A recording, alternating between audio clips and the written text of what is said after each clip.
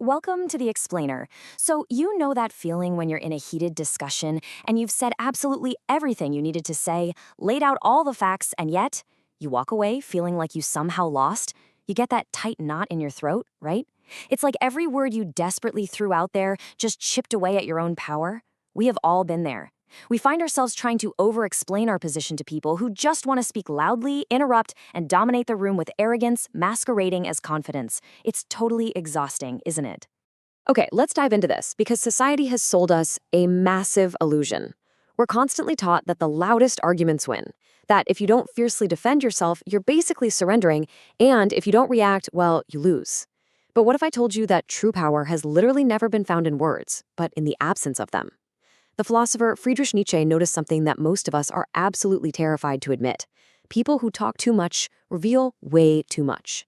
So, in this explainer, we're going to completely flip your paradigm. We'll see how silence is not submission. It's actually your most lethal, intelligent weapon. Section 1. The enemy within. The fragile ego.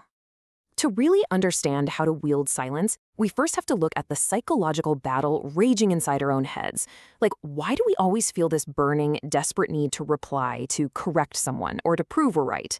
Well, Nietzsche observed that when most people argue, they aren't actually seeking truth. They're not looking for facts or trying to reach a mutual understanding. No, they are seeking power. They're desperately trying to prop up their own shaky beliefs because their fragile egos just can't handle being questioned. To them, a simple disagreement feels like a literal physical attack, so arguing becomes defensive armor, a desperate attempt to maintain control of the narrative. If you constantly feel compelled to justify yourself, you're really just showing that your ego is terrified of crumbling. And this deep need for validation, it shows you're trapped in a psychological cage. Nietzsche famously called this the herd morality, basically living your life entirely under the expectations of others. You argue because you want the crowd to accept you, to validate you, and to see you as the good or correct one. But here's the catch. This exact quest for external approval is what keeps you inherently weak. You're just playing their game. So the crucial point boils down to this. The first to stand up to act has already lost. Think of the game of discussion as a theater. The moment you step onto that stage by reacting, by trying to convince someone who only wants to dominate you, you have already surrendered your power. True strength isn't about winning some verbal shouting match. It's the internal mastery of not needing to convince anyone of anything at all. Section 2. The awakening. The Übermensch. So, if we aren't supposed to react, how do we actually exert power? How do you make someone feel your strength without uttering a single syllable? This brings us to Nietzsche's ultimate ideal, the Übermensch, or the Overman. This is that rare, superior spirit who entirely transcends the common herd morality we were just talking about. The contrast is super stark here. The reactive mind is subjugated. It plays cheap emotional games and exposes its weak points every single time it lashes out. But the Übermensch possesses the observing mind, and this mind is dangerous. It doesn't just blindly react to the world. It shapes the world, simply by becoming an imposing presence. The observing mind has absolute, unbreakable control of its energy. For the Overman, silence is not empty. It's not just a lack of words. Silence is actually a language that imposes presence. It's a highly strategic economy of energy. So while everyone else is shouting and blasting their insecurities for the world to see, the Overman's silence acts like a solid brick wall. It forces everyone else to look inward and face their own loud, messy noise. It's an authority that commands immense respect entirely through self-mastery. Section 3. The psychological battlefield. Now, why does this work so incredibly well? What is actually happening in the human brain when an expected confrontation is met with an overwhelming absence of words? Well, it all comes down to basic brain science. When you choose not to react, you essentially become a mirror. Without your resistance to push against, the other person suddenly has to hear their own voice. You don't respond, so they lose total control of the narrative. This instantly triggers their amygdala. That's the region of the brain in charge of fear and anxiety. They immediately start projecting their own insecurities onto your silence. They're thinking, wait, are they judging me? Do they know I'm bluffing? Your silence becomes an invisible blade. And this, right here, is exactly why silence breaks manipulators. People who thrive on emotional control absolutely rely on your reaction to keep their game going. When you withhold that reaction, you shatter their cycle. The manipulator completely panics. Without your response to validate them, they lose their balance. They start revealing their own weaknesses. And honestly, Your silence can even trigger their own unresolved traumas of being ignored or invalidated. You are attacking their ego right at its absolute center. Section 4, the arsenal. 4 weapons of silence. Now, what's really interesting about this approach is how we can intentionally use this psychological chaos.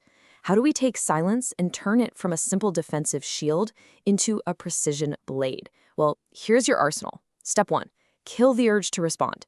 Your ego is going to scream at you to justify yourself, but giving in is pure poison. Step 2, observe like a hunter. Step 3, use time to build tension. And step 4, be unpredictable. Let's break these down real quick so you can really master this internally. Let's focus deeply on that second weapon, observation. While the other person is getting totally lost trying to fill the awkward void with words, you aren't just sitting there passively. You use active listening to gather surgical intelligence on their emotional territory. You listen closely for their hidden fears. You spot those subtle little contradictions. You identify the deep insecurities they've so clumsily disguised as arrogance. You're not fighting. You are gathering data. Which perfectly brings us to the third weapon, time. Tension is power. Letting a long, unbroken pause hang in the air causes a complete internal collapse in your opponent. Because they're waiting for a reaction that never comes, their mind naturally rushes to fill that silent void with paranoia and wild assumptions. Just a simple, calm look from you, backed by heavy silence, has vastly more impact than 10 perfectly formulated sentences ever could. Section 5, false peace versus true power. Now, we do have to address a pretty dark trap on this journey. There is a massive difference between using silence as a weapon and using it to hide. You might think you're keeping the peace by staying quiet, but in reality, you're just being domesticated, manipulated, and used by others. And this brilliantly illustrates the difference. The silence of submission is what Nietzsche called slave morality. It's swallowing your anger, avoiding conflict at all costs, and basically nullifying yourself just to survive. But the silence of presence, that is the will to power. It's imposing authority, maintaining absolute control, and owning your narrative without ever apologizing for existing. You have to stop participating in your own submission. Because to Nietzsche, the true will to power isn't about loudly shouting people down or being a bully. It is entirely about self-domination. It's about killing that weak, validation-seeking herd morality inside yourself. You remain silent, not because you're afraid of the conflict, but because you deeply realize you owe absolutely nothing to anyone. The weak shout, the strong remain silent, the wise choose when. This hits the nail on the head. It's the ultimate message of the Übermensch. True silence is an invisible shout of authority. It is a firm, unbreakable boundary. The strong don't need to loudly explain their value. Their mere presence alters the gravity of the room. They don't react, they choose. So I'm going to leave you with this final thought. Moving forward, are you going to continue letting yourself be shaped by the loud expectations of others, reacting to every little provocation? Or will you choose the silence that commands absolute respect, shaping the world around you with your mere existence? Stop letting your ego desperately seek validation and start wielding the ultimate weapon. Thanks for joining me for this explain.